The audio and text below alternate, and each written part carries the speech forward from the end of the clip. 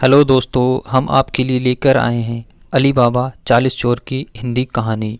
दोस्तों, अगर आप हमारे चैनल पर नए हैं तो हमारे चैनल को सब्सक्राइब कर लें। चलिए दोस्तों, शुरू करते हैं बिना किसी देरी के। सालों पहले फ्रांस देश में अली बाबा और कासिम नाम के दो भाई रहते थे। पिता की मृत्यु के बाद से दोनों भाई मिलकर अपने पिता का व्यापार संभालते थे।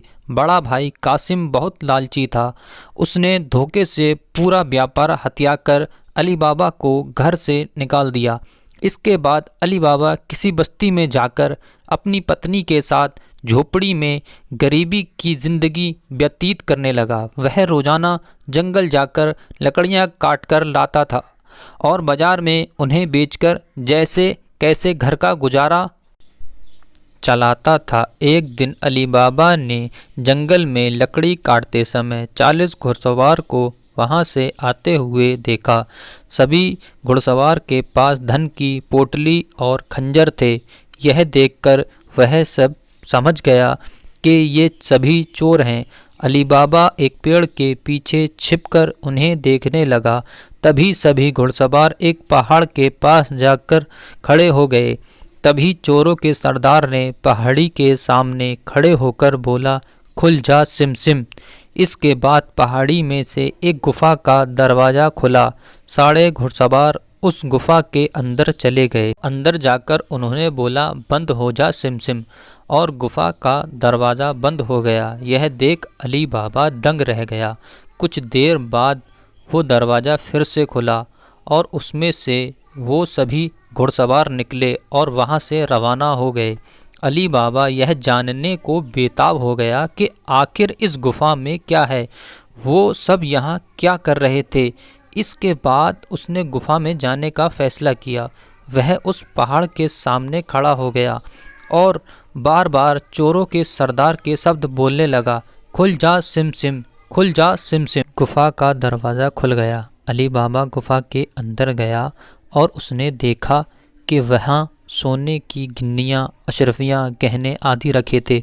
चारों तरफ खजाना ही खजाना था। यह सब देखकर उसकी खुशी का ठिकाना नहीं था। उसे मालूम हो गया था कि वो चोर सारा चोरी का सामान यहाँ आकर छिपाते हैं। अली बाबा ने वहाँ से एक पोटली में सोने की अशरफियाँ भरी और घर चला आया। घर जाकर अली बाबा ने इस पूरे किस्से के बारे में अपनी पत्नी को बताया। एक साथ इतनी सारी अशरफियाँ देखकर उसकी पत्नी हैरान रह गई और अशरफियों को गिनने बैठ गई। तभी अली बाबा ने बोला कि ये इतनी अशरफियाँ हैं कि इन्हें गिनते गिनते रात हो जाएगी। मैं गड्ढा खोदकर इन्हें छिपा देता हूँ, जिससे किसी को भी हम पर शक ना हो। अली बाबा की पत्नी बोली, मैं इतनी गिनती नहीं कर सकती, लेकिन अंदाजे के लिए इन्हें तोल तो सकती हूँ। अली बाबा की पत्नी भागती हुई कासिम के घर गई और उसकी पत्नी से गेहूं को तोलने के लिए तराजू मांगने लगी। यह देखकर कासिम की पत्नी को उस पर शक हुआ। उसने सोचा कि इन गरीब लोगों के पास अचानक इतना अनाज कैसे आया। वो अंदर गई और तराजू के नीचे गोंद लगाकर लाई और उसे दे दिया। रात को अली बाबा की बीबी ने सारी अशरफियों को तोला और तड़के सुबह उनका तराजू लौटा आई। कासिम की पत्नी ने तराजू को उल्टा कर कर देखा तो उसे सोने की एक अशरफी चिपकी हुई थी। उसने यह बात अपने पति को बताई। कासिम और उसकी पत्नी यह जानकर जल भुन गई। दोनों को रात भर नींद नहीं आई। सुबह होते ही कासिम अली बाबा के घर गया और उनसे धन का स्रोत पूछने लगा। यह सुनकर अली बाबा ने कहा, आपको कोई गलतफहमी हुई है, मैं तो एक मामूली लकड़हारा हूँ।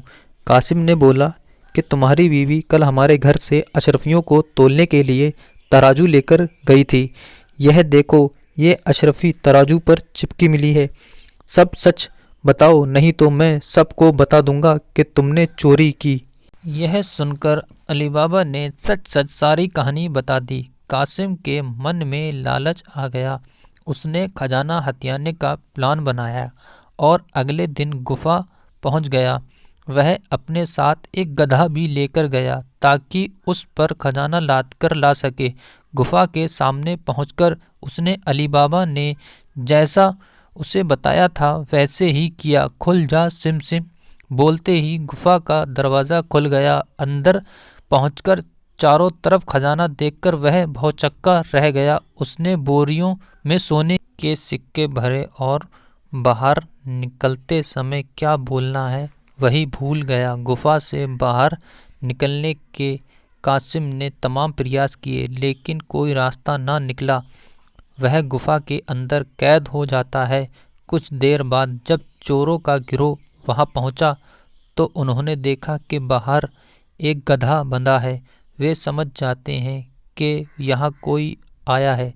चोर अंदर जाते हैं और कासिम को ढूंढकर मार देते हैं।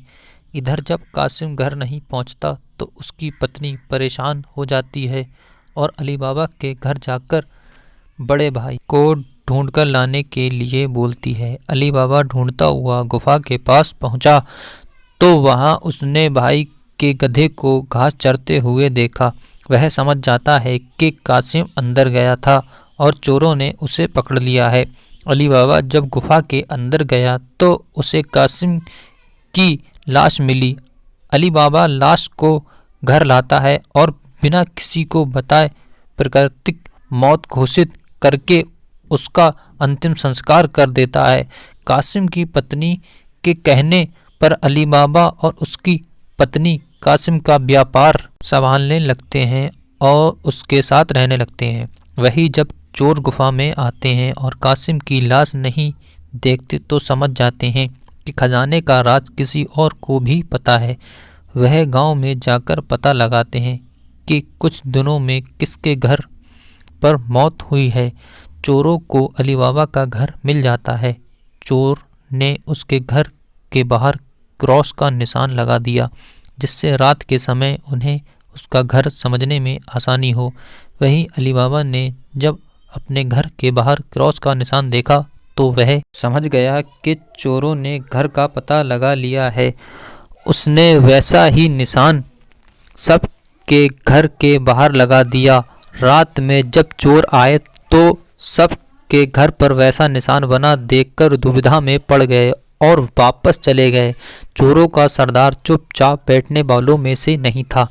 उसने उस मोहल्ले में अपने आदमी को भेजकर यह पता लगवाया कि हाल फिलहाल में कौन शख्स वहां अमीर हुआ है। इससे उसे अली बाबा के घर के बारे में पता चला। उसने उसका घर अच्छे से पहचाना और रात के समय में तेल व्यापारी बनकर उसके घर पहुंचा।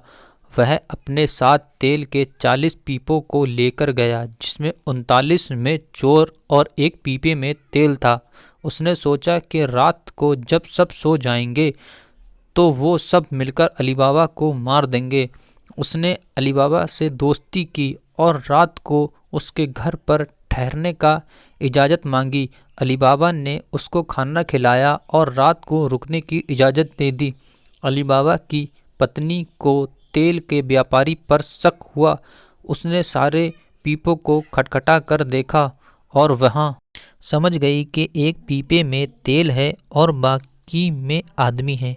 उसने तभी एक तरकीब निकाली। उसने तेल वाले पीपे से तेल निकाला और गर्म कर बाकी पीपों में डाल दिया। सारे चोरों की मौत हो गई। रात में जब सरदार ने चोरों को निकलने का इशारा किया तो एक भी चोर बाहर नहीं निकला। उसने पीपों को खोलकर देखा तो सभी चोर मर चुके थे। यह देखकर वह इतना डर गया कि अपनी जान बचाने के लिए वह तुरंत वहां से भाग गया।